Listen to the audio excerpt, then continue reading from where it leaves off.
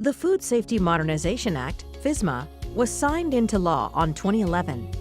This law enables the United States Food and Drug Administration to focus on the prevention of food safety issues, rather than relying primarily on reacting to problems after they occur. There are 7 major rules in FSMA, each one of them designed to make specific actions that must be taken at different points in the global chain to ensure food safety for animal and human food. Let's take a look at the 7 rules. The Produce Safety Rule is the first ever mandatory federal standard for growing, harvesting, packing, and holding of fresh produce.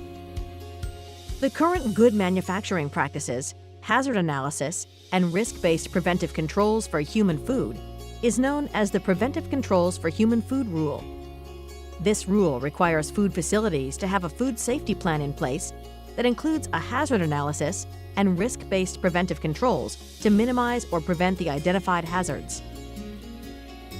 The Preventive Controls for Animal Food Rule establishes the current good manufacturing practices and hazard analysis and risk-based preventive controls for the production of food for animals. The Rule on Foreign Supplier Verification Programs for importers of food for humans and animals requires that importers perform certain risk-based activities to verify that food imported into the United States has been produced in a manner that meets applicable U.S. safety standards.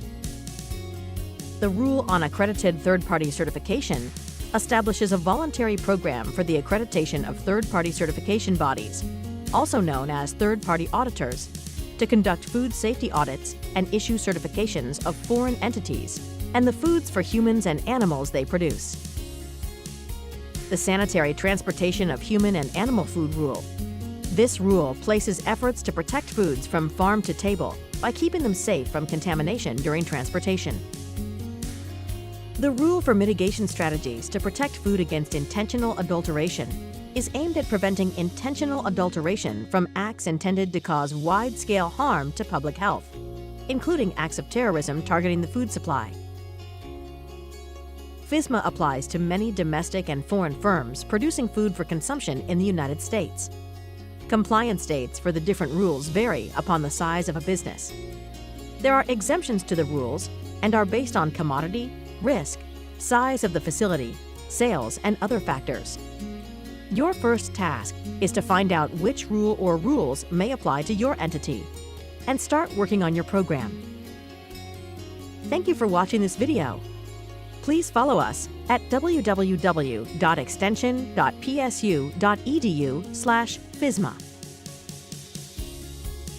This program was developed by Food Safety CTS LLC for the USDA's Food Safety and Agricultural Sustainability Training Program and Penn State University.